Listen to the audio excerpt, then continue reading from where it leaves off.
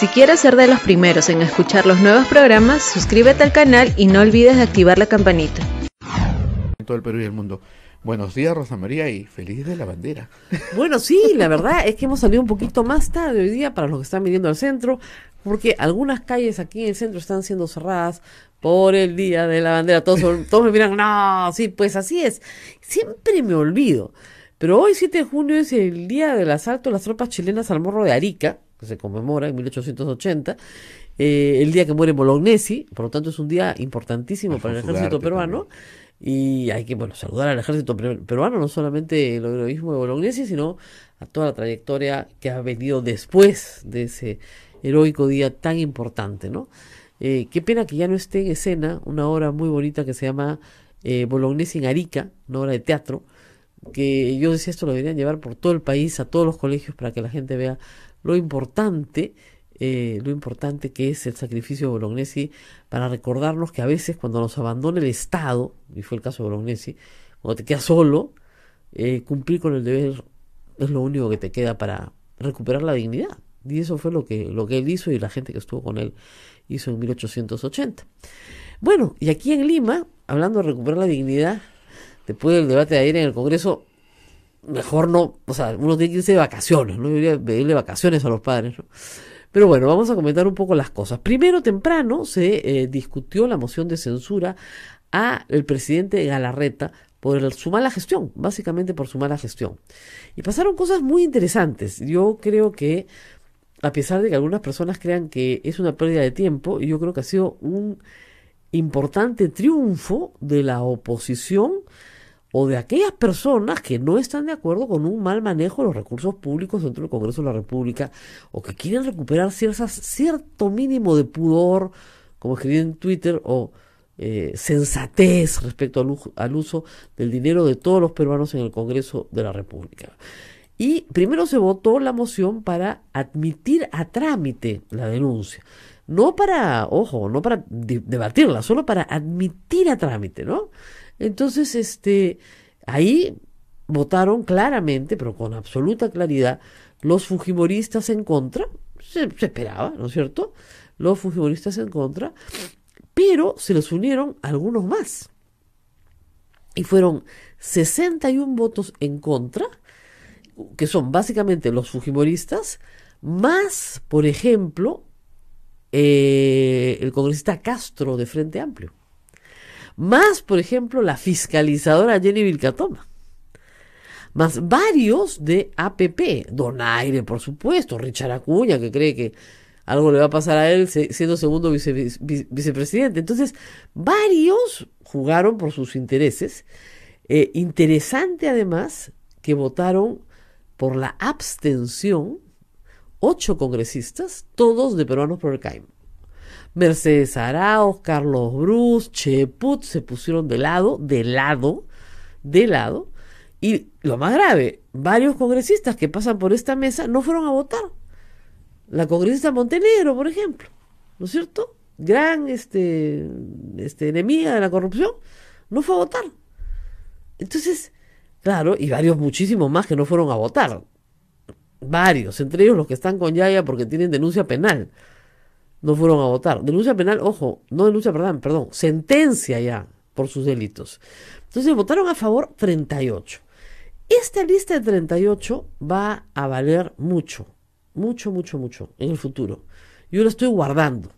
Porque cuando hayan elecciones en 2021, cuando hubo que denunciar el mal uso de los recursos en el Congreso, ¿usted a dónde se puso? Hola amigos, para continuar subiendo nuevos programas necesitamos más suscriptores. Apóyanos suscribiéndote al canal y compartiéndolo con tus amigos. Gracias. Votaron a favor Acción Popular, las dos izquierdas, no todas, pero las dos izquierdas, los congresistas de Kenji y los congresistas Gino Costa, Guido Lombardi, que a pesar de estar en la bancada de PPK, se puso de costado, se puso en contra del manejo de la mesa, para admitir a la discusión, ojo, ni siquiera se había votado la moción, esto era para admitir el debate. Fernando Belaúnde, Ceballos, en fin, los que se fueron de los Pepe Causas. Pero ya sabemos con quién contamos, o sea, hay, yo creo que 38 con los cuales se puede contar, en el tema anticorrupción. De 140, digamos casi, digamos de 130, ¿no es cierto? 40 más o menos es el que, 20 y tantos por ciento, pues ya 30% generoso, un 30% generoso, ¿no es cierto? Con el cual se puede contar. Entonces hay que decir que el 30% del Congreso no está perdido. No todo está perdido. Entonces hay que, para ver el vaso un poquito lleno. Y esto era lo importante de la votación de ayer. Marcar posiciones. O sea, ¿cómo puede ser posible, ¿no es cierto?, que los del gobierno, que supuestamente son opositores, se abstengan? Bruche, Put, Mercedes Arauz, ¡qué papelón! Realmente, qué papelón.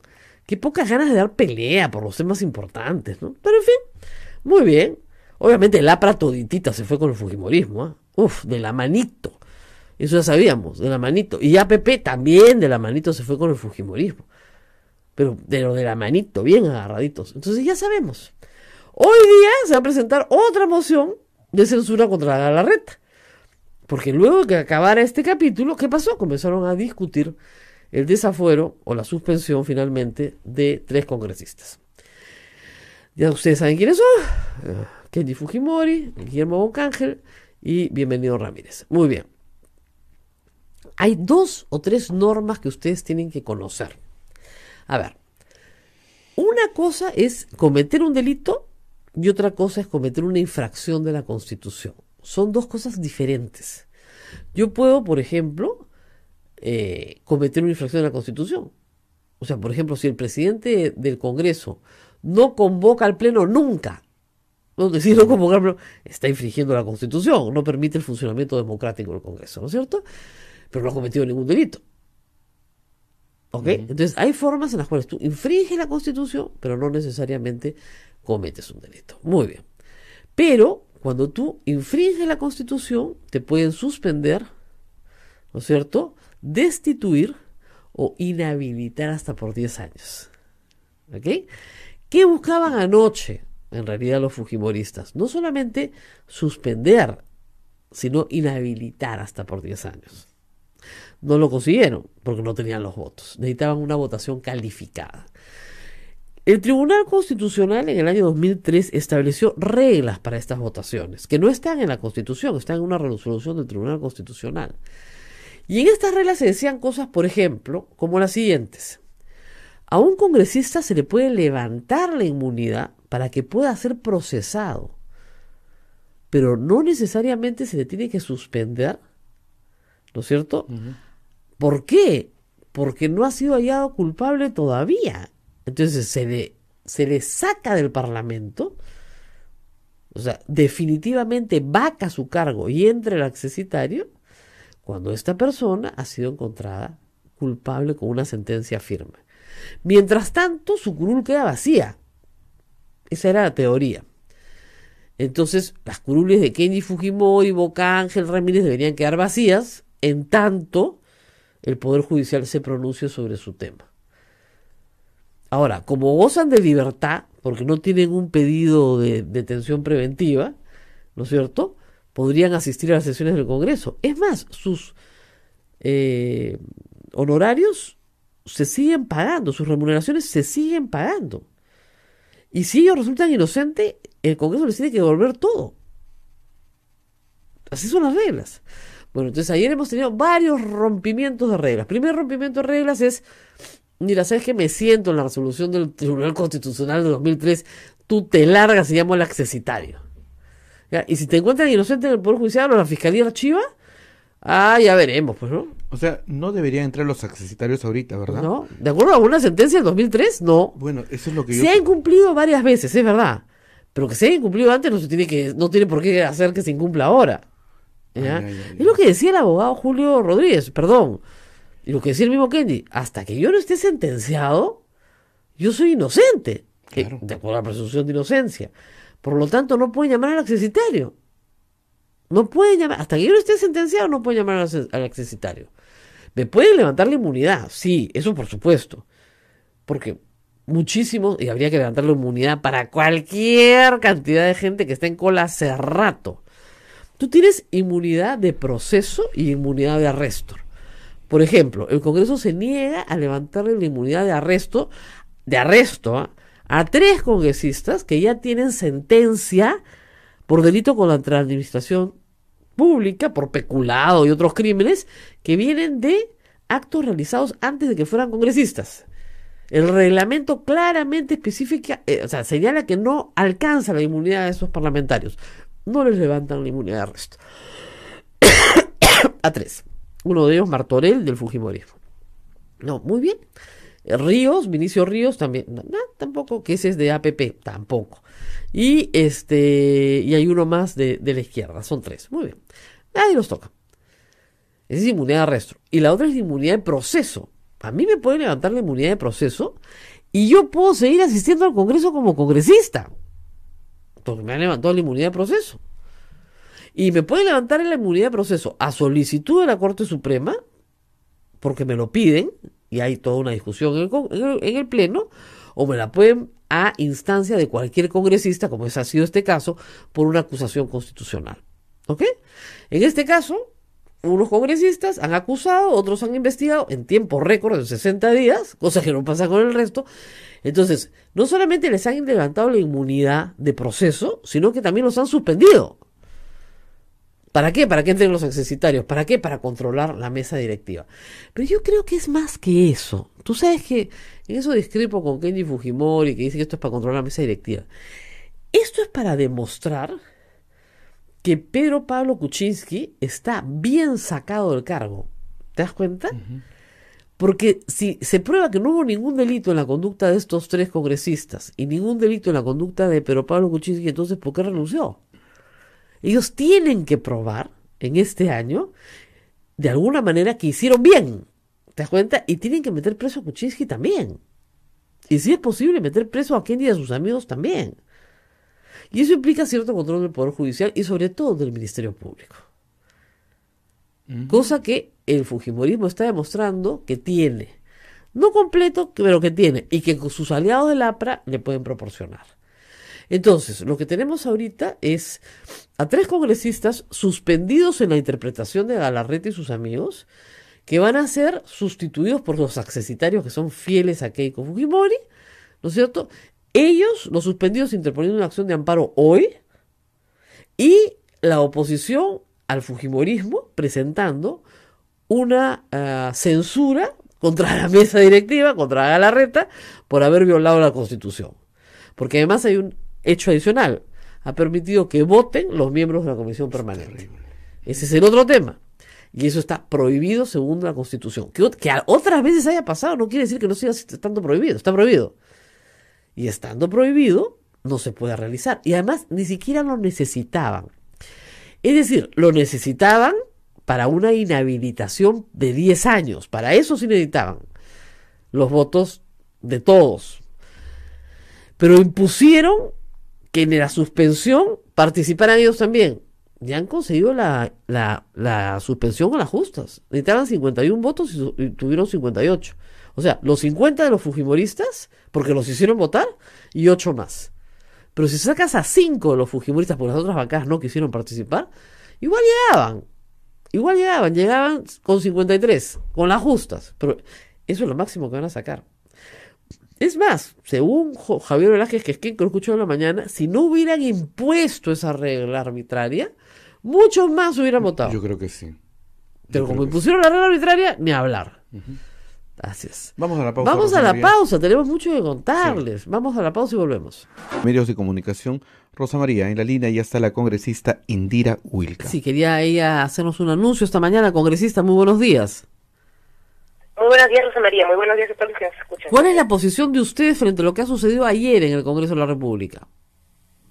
Bueno, una posición de rechazo a lo que se ha dado al final de la sesión que estaba debatiendo la acusación a estos 3 congresistas, Rosa María, para más del público que escucha y que yo sé que... Perdón, estamos...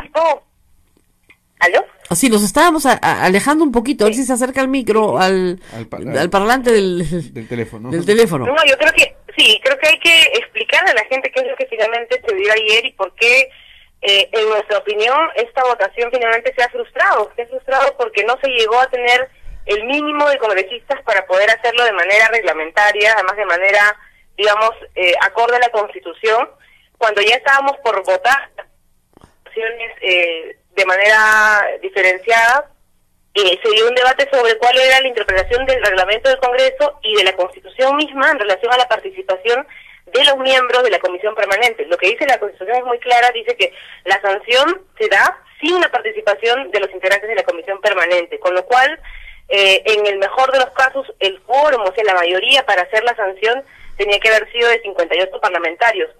La interpretación que estaba dando la mesa era distinta y ahí lastimosamente nos parece que en función de sus propios intereses, porque el cálculo que ellos hacían era que se tomaba en cuenta únicamente 100 parlamentarios, la mayoría era 51 para el caso de las votaciones simples y en el caso de la votación calificada, que son 2/3 para el desafuero, estaban planteando un número también relativamente bajo. A ver, vamos ese fue el inicio de la discusión nuestra. Pedimos que se aclare, pedimos que se lea el reglamento, pedimos que además se defina que la votación tenía que darse en función de lo que señala la Constitución, y eso originó que un conjunto de bancadas ajenas al fujimorismo incluso decidieran no votar, no participar. Congresista Wilka, congresista, si me escucha, por favor, para que sea claro para el público. A ver, ¿cuántos votos sin la comisión permanente, como dice la Constitución, sin la comisión permanente se necesitaban para suspender a Kenji Fujimori? De acuerdo a lo que señala la Constitución, nosotros somos 130 parlamentarios, la comisión permanente son 30, o sea, tendríamos que tener el conteo sobre la base de 100 y a partir de eso calcular la mayoría simple, que es 51, los 2/3, que son 67, pero obviamente, Rosa María, bajo ese criterio tampoco deberían votar entonces los integrantes de la permanente. Y la otra interpretación que se estaba dando también desde la mesa directiva era que sí podían votar, porque estaban usando una especie de argumento en el cual los que no acudieron a la sesión de la comisión permanente, ¿no es cierto?, guardaron su voto, entre comillas, podían votar. Entonces, ahí había dos situaciones, ¿no es cierto?, de interpretación, digamos, extrema de lo que permite la Constitución para poder incrementar el número de votos a favor de lo que era esta sanción. Ahora, vamos por partes. Kenji Fujimori y sus amigos han sido suspendidos con 58 o 57 votos. Muy bien. Pero si quitabas los 5 fujimoristas que han votado, igual tenían los 51 votos. ¿Por qué hacer tanto lío? Eso es algo que tendrá que hoy día esclarecerse. A mí me parece que incluso no se ha llegado al número de votos, Rosa María. Me parece que solamente en el caso de la primera votación que tenía que ver con la acusación por los delitos, ¿no es cierto?, tipificados en el Código Penal, es que se llegó a un número alto de votos que era 61. A partir de eso, la votación simplemente no llegó, en el caso de la acusación constitucional por infracción, llegó a los 56 votos. Ya no podían votar más porque los integrantes de la Comisión Permanente, como el presidente del Congreso, que ya han participado en la sesión donde se acusa, obviamente, donde se aprueba el informe acusatorio, no podían votar. Esa es la información que nosotros tenemos, por eso hoy queremos plantear de que esta votación se vuelva a hacer y se vuelva a hacer con orden, ¿no? Porque tú, si no tienes ningún tipo de duda de que estás haciendo un proceso de manera correcta, lo mínimo que podía haber hecho ya el presidente era parar la votación un rato, esclarecer realmente cuál es el criterio que se estaba usando y con eso, digamos... Bueno, señora congresista, si no se hizo así es porque no tienen pues los votos los fujimoristas. Un caos para empezar en medio de las votaciones, se interpretó de una manera, se interpretaba de otra, en fin, era sumamente caótico. Ok, pero digamos, cuando...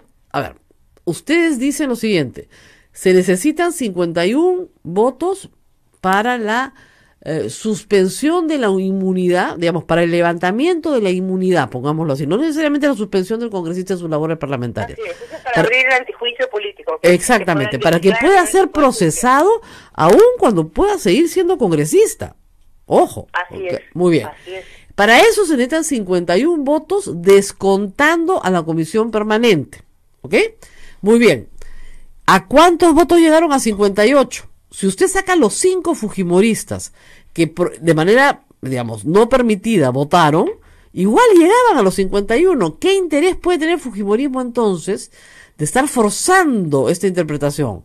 Salvo que tenga un interés ulterior, que es el desafuero y la inhabilitación por 10 años. Bueno, la inhabilitación por 10 años es algo que ya estaba descartado. En ningún momento ha sido parte del informe acusatorio. A pesar de que algunos en el debate en la Comisión de Acusaciones lo planteamos por un tema, digamos, de apegarnos a lo que ha sido la práctica parlamentaria, pero eso, Rosa María, no era parte de del debate. Okay. El tema del desafuero sí estaba planteado, pero el desafuero, Rosa María, incluso no se llega a votar ni siquiera. Era el último punto de la votación y el presidente del Congreso ayer tuvo suspender Pero, señora votación Wilka, antes usted no de me que se entiende vote lo que le los estoy desafueros, preguntando ya una y otra vez. ya O los sea, parlamentarios se habían ay, ido. qué desesperación. Entonces, A ver, de nuevo, si necesitaban 51 votos de acuerdo al reglamento, y en eso estamos de acuerdo, y sacan 58 votos, y 5 son fujimoristas, porque el resto de las bancadas no se prestó, tienen 53 votos, y el resultado iba a ser el mismo. Aló. ¡Aló! aló, sí, Rosa María, te escucho. Tienen 53 votos, el resultado iba a ser el mismo. Con lo cual no llegan a los 2/3 requeridos para el desafuero, que esa No, es la cosa ese que es quedó otro pendiente y tema. que ayer no se ha votado. Por eso, para el desafuero no, pero sí para el levantamiento de la inmunidad. El levantamiento es algo que ya se aprobó efectivamente, Rosa María. El tema que no se ha votado regularmente es el asunto del desafuero, que ni siquiera se pudo tocar. Con eso ya se suspendió la sesión. Por eso, no se votó. Y el asunto... Ya, pero No se votó le el explico desafuero. cuál es la confusión, congresista. Todos los titulares de hoy día dicen suspensión, ¿ok? Cuando yo hablo de suspensión, entiendo que el congresista Fujimori no regresa más al Congreso hasta que no haya una sentencia que lo favorezca, ¿ok? Eso es lo que yo entiendo. Así es. Que no necesariamente es así, porque si a mí me levantan la inmunidad de proceso, yo puedo estar procesado, salvo que tenga prisión preventiva, ¿no es cierto? Yo puedo estar procesado y sigo siendo congresista y asisto a mis sesiones y actúo exactamente igual como cualquier congresista. Como el solamente- resto de parlamentarios que ya tienen procesos abiertos, incluso algunos... Exactamente. Efectivamente, Rosa María. El tema de la suspensión, además, digamos, para entrar más en detalle de lo que ha sido el debate y el informe acusatorio, el tema de la suspensión no se había votado en la comisión permanente. El tema de la suspensión fue incluido recién, porque lo que estaba contemplado en el informe de la comisión permanente era el tema del antejuicio, es decir, la habilitación de la investigación a nivel judicial. Estaba también Así es. planteada la acusación por infracción constitucional de varios artículos de la Constitución, y estaba planteado el desafuero, ¿no es cierto?, por justamente esas infracciones. Pues el estaba desafuero planteado no el se tema ha de la votado, eso suspensión, nos y queda es algo que también se clarísimo. incluyó, y de pronto, claro, El en medio desafuero de no se ha todo votado porque necesitan este 67 votos y no los armado tienen. desde Clarísimo. la mesa directiva, es que ni siquiera ya se detalla por qué se estaba incorporando, pero eso es algo también delicado. En general, yo creo, Rosa María, el balance de cómo se ha manejado esta sesión del día de ayer. Yo Bueno, creo que muy bien, la congresista gente tiene Wilka. que tener acá claridad de que no se ha actuado de manera correcta. Eso no tenemos se todo actuó de manera clarísimo. Lo que legal, pasa es que no estoy se actuó tratando de que el conforme a público lo que entienda dice el la Constitución, problema y que y además no confundirlo más. Bueno, muy bien, gracias, congresista. Gracias por estar con nosotros. Su invitada habla tan rápido como usted, además bien claro. Sí, no, pues es que tiene que ser una cosa más clara, si no, no me entiende nadie. Vamos a la pausa y regresamos. Vamos a la pausa y volvemos. Y volvemos. Rosa María. A ver, vamos a ver. ¿Cómo dice? Me dice Martín Hidalgo que fueron 10 los fujimoristas que permanecen. Puede estar, Martín Hidalgo debe tener más razón que yo. A mí me dijeron que eran 5. Lo que pasa es que están considerando los accesitarios y los titulares. Ok, muy bien. 10. Vamos por partes y cucharadas. Vamos a volver a explicar. Ok.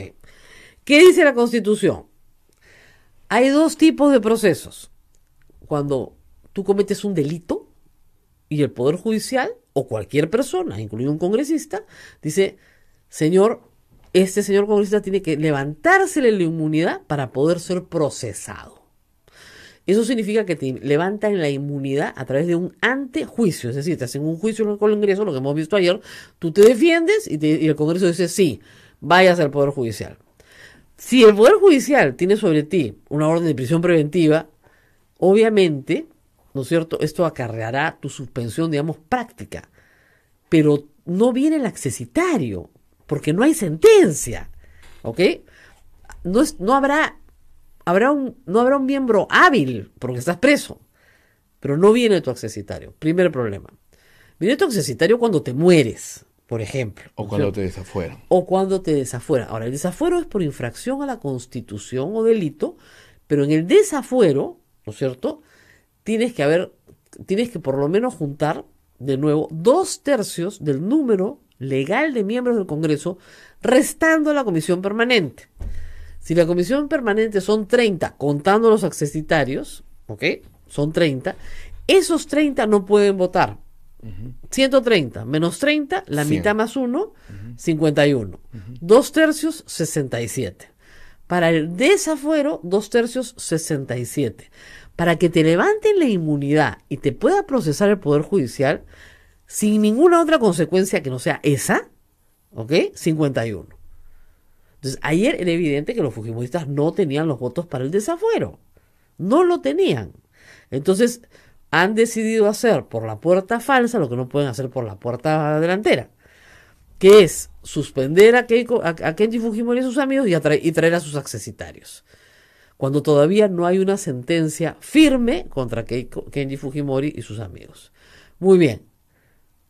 ¿Ok? Ahora, según un cálculo que decía Javier Velázquez Quején en la mañana, y de ahí lo repito, ¿tenían los votos para conseguir el levantamiento de la inmunidad? Sí, sin necesidad de imponer que votaran los miembros de la comisión permanente.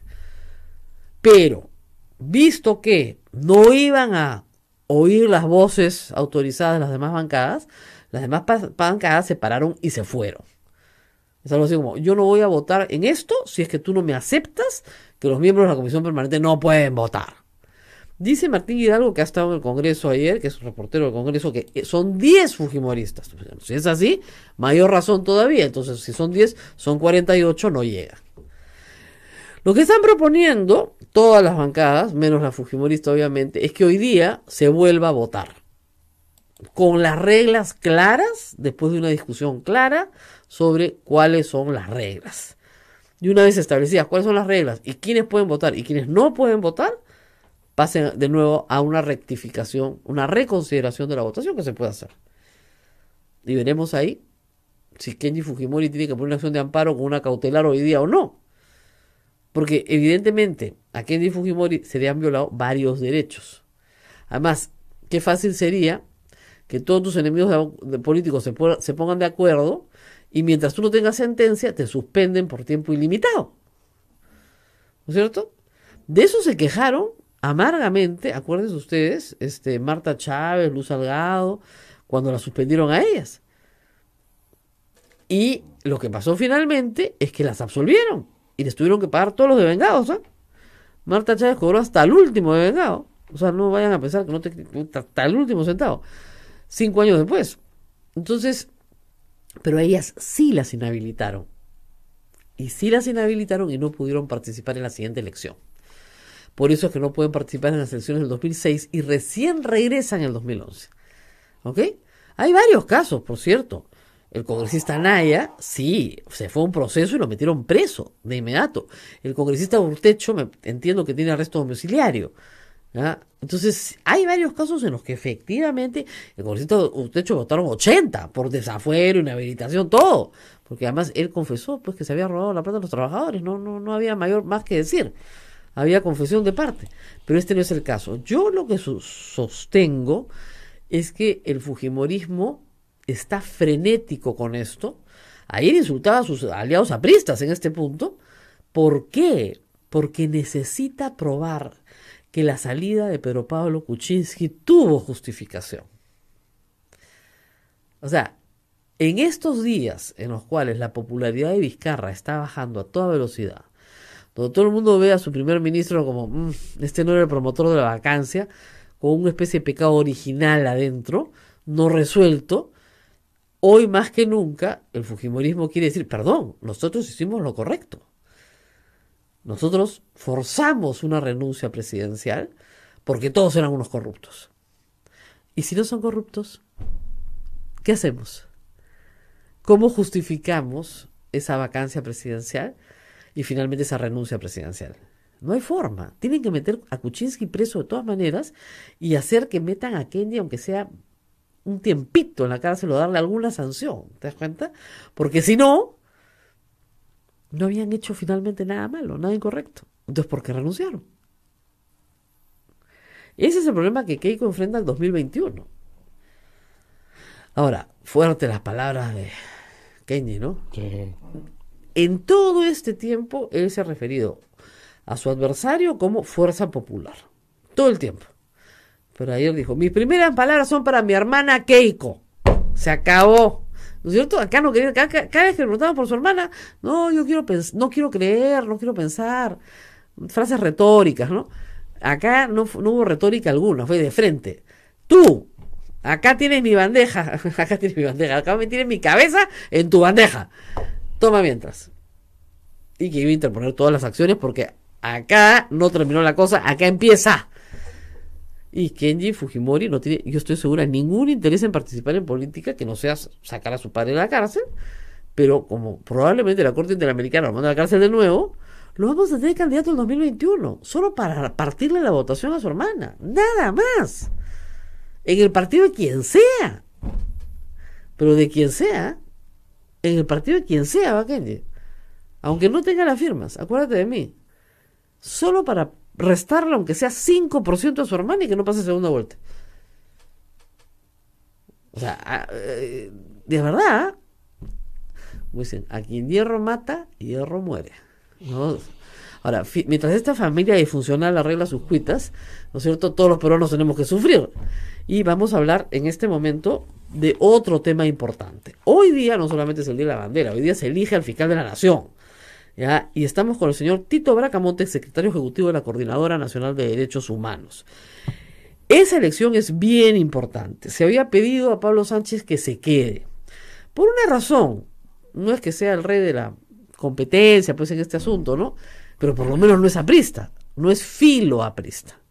El problema es que de los que pueden ser elegidos fiscal de la Nación, el más probable que es el señor Chávarri, que tiene manifiestas simpatías por el partido aprista, y bueno, no hay ninguna esperanza de que el caso Lavallato avance, digamos, en materia de corrupción sobre contratos obtenidos durante el gobierno aprista. Salvo para personajes de muy bajo rango dentro del esquema laboral público. Señor Bracamonte, muy buenos días.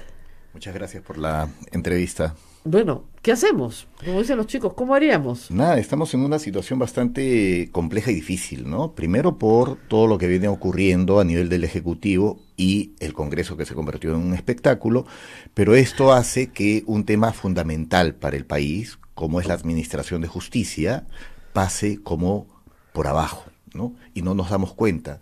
Y la elección del fiscal de la Nación es sumamente importante porque depende del fiscal de la Nación si es que en verdad va a haber una lucha consecuente contra la corrupción que nos ha inundado, digamos, todos los niveles del Estado, ¿no es cierto? Y ha alcanzado aparentemente, hasta donde se sabe, casi a la totalidad de presidentes de la transición democrática.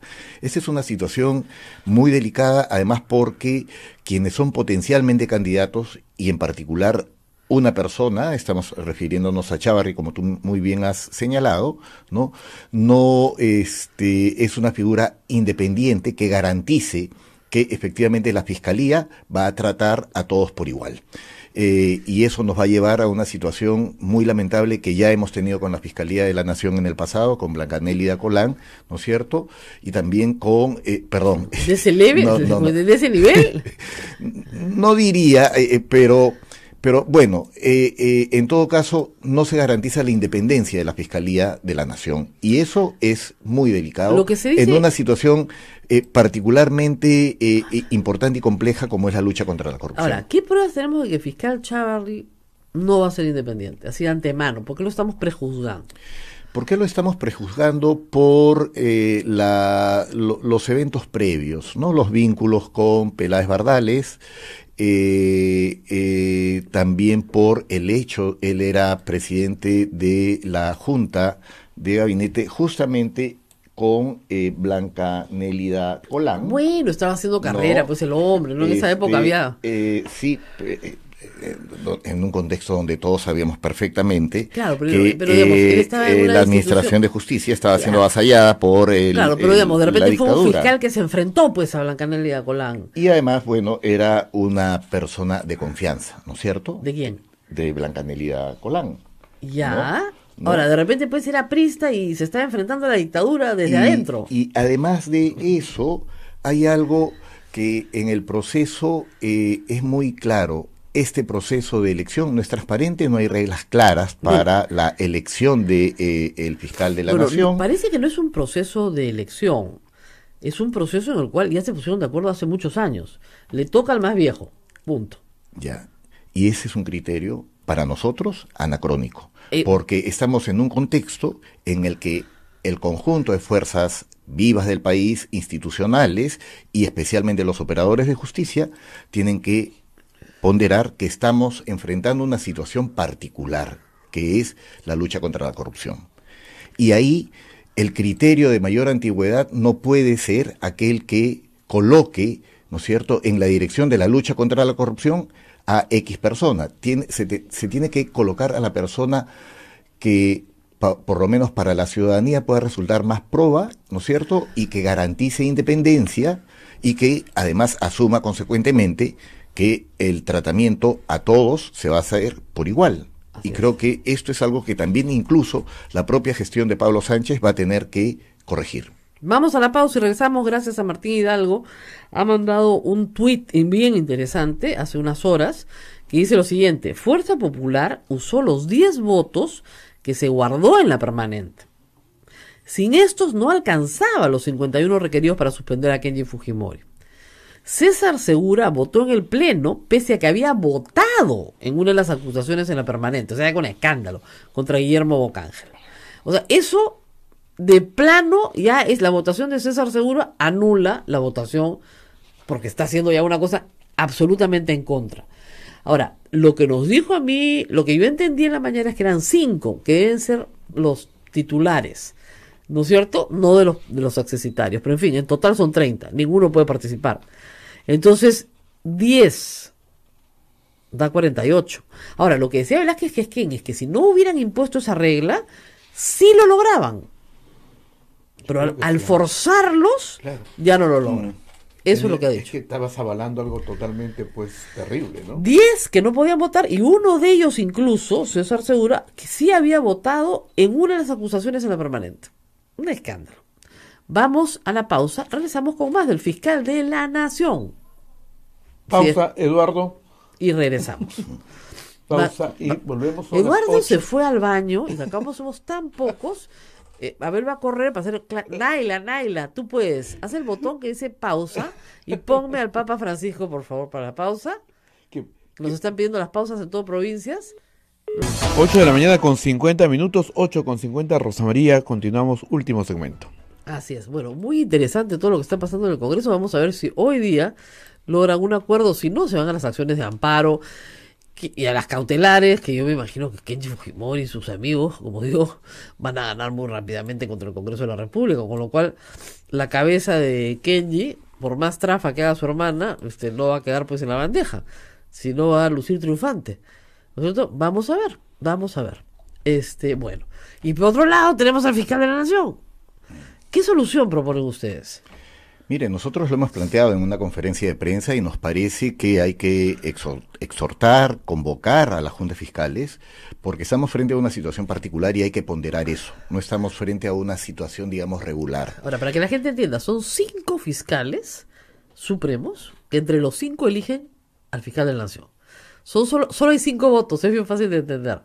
Claro. Y nunca se ponen de acuerdo, eso termina en unas peleas horribles. Y se supone que hay un acuerdo que viene de atrás, ¿no es cierto? En el que el más antiguo en el cargo, sucede, ¿no? Así es. Y con ese principio todos ya. Exacto, ¿no? Y ahora tenemos además a una junta de fiscales supremos en las que hay varios que tienen, digamos, conexiones políticas conocidas y lealtades políticas conocidas. Y eso también no es nuevo, eso viene de atrás, ¿no? Según el APRA, eso es un mito que hemos inventado. Es un mito. Sí. Hay que preguntarle a los Peláez Bardales a ver si exactamente, eso es un mito, ¿no? Por favor. Pero en fin, es un mito, sí, pero de acuerdo a la información que tenemos, de los 5, 2 no son apristas, 3 son simpatizantes, digamos, ¿no? Ese es el problema. Entonces, si esos 3 se juntan, igual va a salir Chávarri. Claro. Ahora, se supone que el criterio de antigüedad automáticamente colocaría a Chávarri en... También. Pero también por la votación. Sí. Pero, yo sí creo que hay que hacerles un llamado de atención, ¿no? Desde la ciudadanía, desde la calle, que está tan disgustada con el Congreso, con el Ejecutivo, en el caso de la desaprobación, y también con el proceso Lava Jato, cómo se está llevando, lento, no todos están finalmente igualmente investigados, ¿no? Algunos fiscales son más acertados en algunos casos y en otros menos.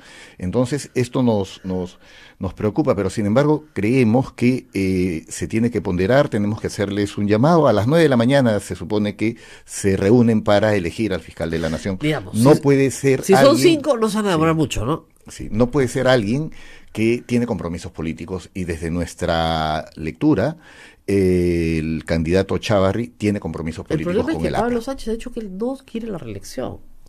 De ninguna manera, está cansado, ya chao, me quiero ir. Ya, él va a seguir siendo fiscal supremo, pero no quiere la reelección. Sí, pero estamos en una situación excepcional. Estamos en una situación donde las ¿Usted cree que lo van a convencer? Están, más bien haciendo un espectáculo terrible, como lo que viene ocurriendo con el Congreso, lo que tú has tratado ahora en la mañana. Hoy día que es tan Eso, complicado de explicar. Lamentable, ridículo, penoso, un congresista que vota en la comisión y luego va y vota en el pleno. Esas cosas que no se pueden hacer, no se deben hacer. Eso es un mal ejemplo para el país, para la ciudadanía, y sin embargo descaradamente lo hacen. En ese contexto yo sí creo que el fiscal de la Nación todavía debe pues evaluar, ponderar muy bien, que es una, yo diría, hasta una exigencia ciudadana poder continuar en el cargo por los 2 años que la ley permite, y asuma que alguien tiene que liderar, ¿no es cierto?, sin manchas, la lucha contra la corrupción, y porque hay cosas que también podemos criticar, como en algunos casos del proceso Lava Jato se han dado las cosas. Sin embargo, también hay otros elementos, ¿no? Hay un posicionamiento claro de la Fiscalía sobre la violencia contra la mujer, y esta Fiscalía especializada. Tenemos el tema de el plan de la implementación del plan de búsqueda de personas desaparecidas, y donde es el Ministerio Público que vemos que actúa con mayor prolicidad, ¿no es cierto?, en el tema, y habiendo obstáculos serios en el país para poder tratar temas tan delicados como este. Así es. Bueno, nos tenemos que ir despidiendo, pero tengo que decirles algunas cosas. Todavía no tenemos ministro de Economía, no porque no lo hayan buscado, sino porque nadie acepta, pues. O sea, ese es el problema que va a haber usted, va a haber ahora con el fiscal de la Nación. Tampoco quiere aceptar. Nadie va a aceptar, entonces Chávarri. Sí, pues, pero no podemos abandonar nuestras instituciones, Yo lo sé, no pero podemos dejar que ¿qué sean pasa si después lo cojan penetradas a Chávarri y le va a decir, no, la Coordinadora Nacional de Derechos Humanos tiene un prejuicio contra mí, lo he expresado en campaña contra mí, ha hecho campaña contra mi postulación? No es cierto, ¿no? Porque él tiene, digamos, una participación pública como fiscal supremo, y antes, ¿no es cierto?, que da muestras claras de los vínculos con Peláez Bardales, da muestras claras también sobre lo que dije antes, podemos discutirlo, lo de Nélida Colán, y luego situaciones también que tienen que ver con el actual proceso de Lava Jato, ¿no? Y no es ningún prejuicio, son hechos fácticos, concretos, que tienen fecha y decisiones que le han correspondido a él. No hemos podido nosotros acceder a las decisiones fiscales que él ha tomado, a sus argumentos, en algunos casos clave, ¿no? Porque los mantienen en reserva. Así es. Entonces, bueno, eso quiero nos parece aprovechar poco que está transparente. acá el secretario ejecutivo de la Coordinadora Nacional de Derechos Humanos para recordar que en el año 2010, me parece, le dieron el Premio Nacional de Derechos Humanos a Monseñor Barreto.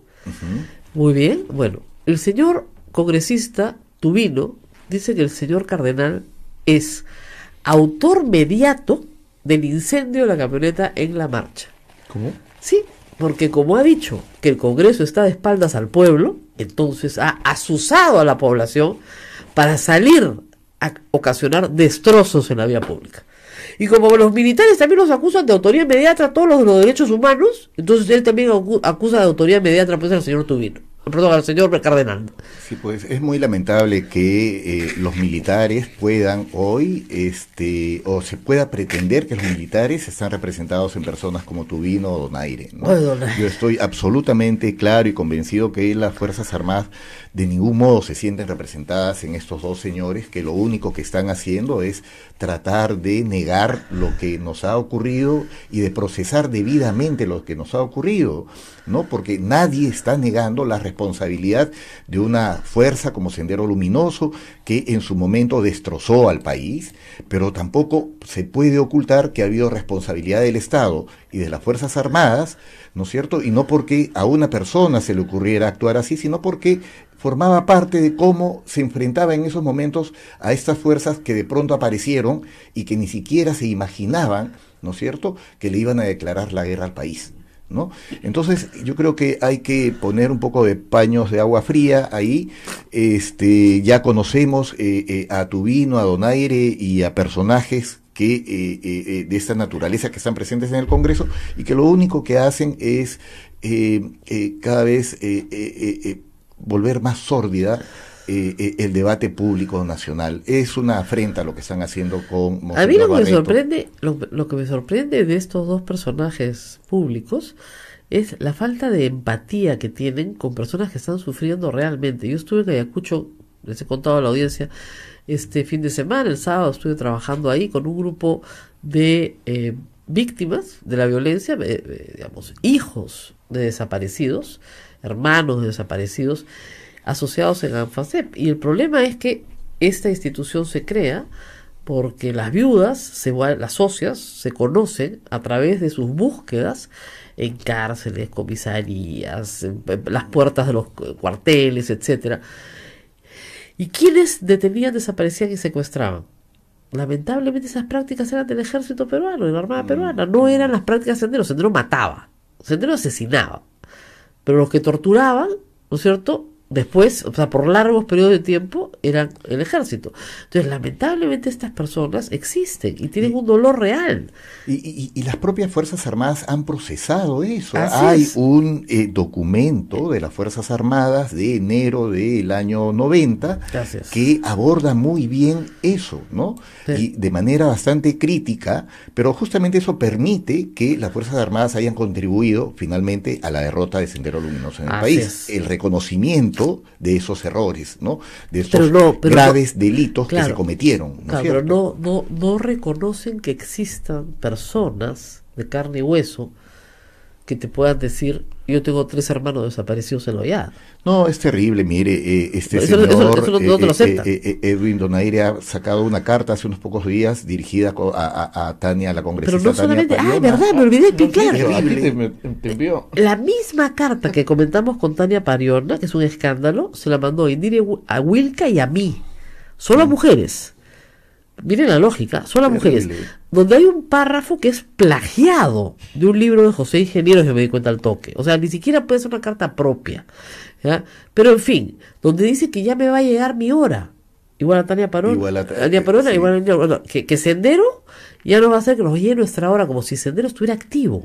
Es penoso, lamentable, ¿no? Y además ¿Por el qué no lo nivel sancionan de a él? cobertura que pueden tener personajes como estos. Yo creo que tenemos que expresar toda nuestra solidaridad a Monseñor Barreto y a la congresista Tania Pariona, porque sabemos de su compromiso sobre todo con los pobres, ¿no? Con los sectores que han sido golpeados justamente por esta violencia atroz, ¿no? Y que ha venido de todo lado. Bueno, como me dijo Tania Pariona, Don Año no puede poner un pie en Ayacucho.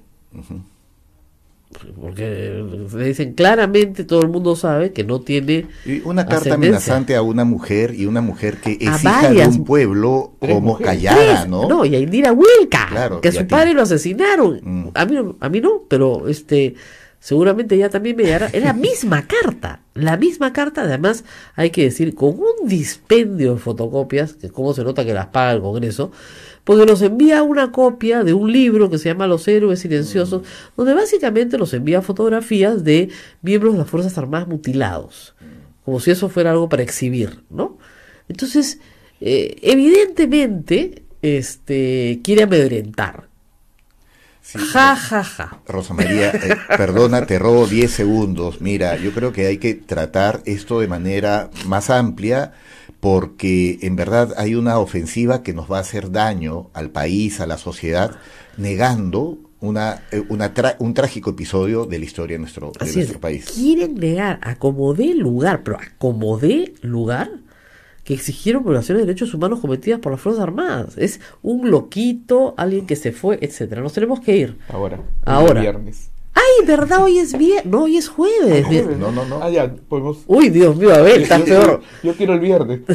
Es que el viernes nos vamos más temprano. Quería solamente, ya que estamos hablando de Monseñor Barreto, quería compartir con todos los oyentes una carta que ha enviado el Papa Francisco al Padre Gustavo Gutiérrez, ¿no? Donde dice: con motivo de tu cumpleaños te escribo para felicitarte y para asegurarte mi oración en este momento significativo. Me uno a tu acción de gracias a Dios y también a ti. Agradezco por cuánto has contribuido a la Iglesia y a la humanidad a través de tu servicio teológico y tu amor preferencial por los pobres y descartados de la sociedad. Gracias por tus esfuerzos y por tu forma de interpretar la conciencia de cada uno, para que nadie quede indiferente ante el drama de la pobreza y la exclusión.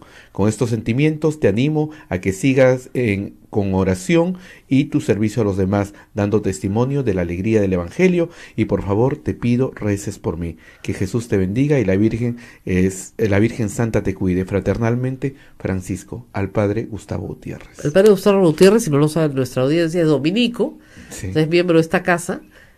No está actualmente acá en sí está, pero en este convento no está acá en este convento, está en Lima, pero no en este convento. Pero a veces lo visita, lo que pasa es que no quiere darme una entrevista. Hoy día es su misa a las 7 de la noche, misa de acción de gracias aquí en la Basílica y autor de un texto que todos debiéramos leer, ¿no? La teología de la liberación. Lo que pasa es que, como ustedes saben, el público lo sabe, fue pues muy controvertido.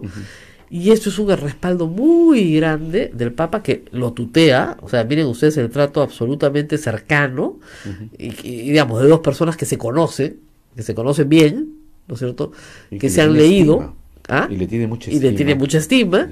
Entonces, algunas voces un poco más reaccionarias, me imagino, no les debe hacer mucha gracia que el Papa le escriba a Gustavo Gutiérrez tan cariñosamente y de una manera tan afectiva, ¿no es cierto? Y que le agradezca por todo lo que ha hecho por la Iglesia. No le debe gustar a mucha gente, eso estoy segura. Pero como ha dicho el Papa, no hemos venido aquí para no hacer lío, ¿no? Pues estamos en este mundo para hacer lío. Eso le dijo a los jóvenes: salgan ya un poco de lío, no se queden ahí sentados. Entonces, sí, es verdad, el Papa siempre habla de ir a los márgenes de la sociedad, a salir, una iglesia de salida, que vaya a buscar a la gente, ¿no? Bueno, yo me fui a buscar a la gente de Ayacucho, y la verdad es que recién muy agradecida, y si me están escuchando allá, yo la pasé también como ustedes, pero creo que no vuelvo a dictar 12 horas seguidas un curso, porque simplemente, bueno, claro, pues es que como los profesores de Lima enseñamos en Lima también, aprovechamos los fines de semana, ¿no? Entonces, arrancas a las 8 de la mañana y terminas a las 8 de la noche, ¿no? Paras un ratito para comer algo y seguir adelante. Y pero fue muy interesante, ¿no? La verdad. Antes de irnos, Rosa María, ¿qué va a pasar hoy día en el Congreso? Bueno, yo creo que lo primero es una moción de censura contra Galarreta, para arrancar, otra más. Y sí, que no, la desestiman, no importa, pero ahí ya habrá más gente, ¿ah? Yo creo que ya no son 38 hoy día, yo creo que son un poquito más. Luego viene la exigencia de la Junta de Portavoces para que se vuelva a reconsiderar. Bueno, se va a meter de todas maneras una moción de reconsideración de la votación de ayer para que se cumpla con la Constitución. Si en esa votación efectivamente se retiran los 10 del Fujimorismo, Kenji Fujimori mantiene su curul. Así de fácil. Y 2, Kenji Fujimori no tiene por qué ser reemplazado por un accesitario, eso es inconstitucional. Esa es la parte que no entiendo yo hasta ahora. Así es, ¿por qué si no lo han sancionado? Si él tuviera una condena, como los 3 que se tienen que ir, y que hasta ahora no mandan a su casa y nombran, ahí sí hay 3 que se tienen que ir. O sea, Martorell de Tacna se tiene que ir a su casa porque tiene que cumplir una sentencia de 7 años. ¿Ya? Así de claro. Y lo protegen y lo cobijan. No es una sentencia de este mes, tiene meses la sentencia. En el Cusco, la Corte Superior del Cusco ya no sabe qué hacer, ¿ya?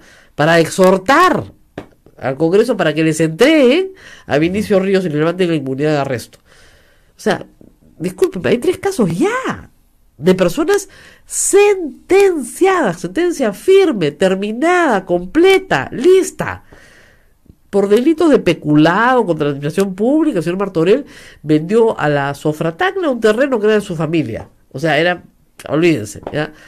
Es el panorama del Congreso. El panorama de la Fiscalía, ¿cómo es hoy día? Hoy día la elección, en 1 hora, como son 5, no creo que se demoren mucho, y veremos quién es. Yo creo que van a elegir a Chavarría de todas maneras. Anunciaron públicamente que a las 9 de la mañana se reunían para la elección. Esperemos que recapacite el fiscal Pablo Sánchez. Ahora, tenemos otro panorama que es la lectura ya de la notificación de la Corte Interamericana de Derechos Humanos. Ese panorama. Esperamos que sea para hoy, ¿no? Esperamos que hoy día nos notifiquen, ¿no? Pues dijeron próximamente, ya pasaron 24 horas, ya pues a las 48 próximamente tiene que ser antes del fin de semana, ¿no? Sí, esperamos, y también desde acá hay que dirigirnos al presidente Vizcarra. Se requiere de manera urgente que haya una reparación simbólica en la persona del propio presidente Vizcarra hacia las víctimas.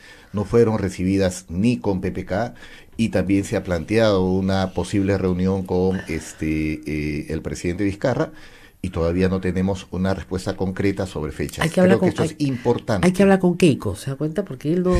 Cuando él gobierne, hablen con él, ¿no? Pero por ahora hablen con Keiko, de verdad, porque ella es la que tiene que decidir cuándo lo recibe Vizcarra. Sí, las víctimas han sido doblemente afrentadas, ¿no? Y esto lo tiene que reparar el Estado, y esto tiene que ser de modo urgente.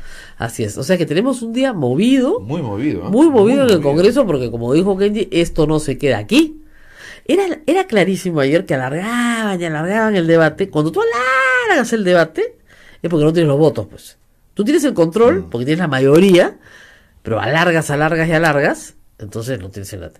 Y a mí me parece ya también, ojo, a mis colegas, eso de estar publicitando los ejercitarios como si fueran a entrar de todas maneras, me parece que se les está pasando el entusiasmo, ¿eh? Los accesitarios tienen que ser nombrados por el Jurado Nacional de Elecciones, y el Jurado Nacional de Elecciones puede decir que la votación para sacar a los anteriores candidatos elegidos por el pueblo ha sido inválida, porque no se ajusta a la Constitución. No, y sobre todo como te han mandado Hidalgo, el colega Hidalgo, donde un congresista ha votado dos veces, eso ya invalida todo. Entonces, con ese nomás, tenemos acá el nombre del señor Segura, que es el congresista que ha votado en la Comisión Permanente y ha votado en el otro lado. Así es. Muy bien. Ahora sí nos vamos. Nos tenemos que ir 9:11. Ayer me regañaban en mi otro trabajo por no llegar. Muy bien. Nos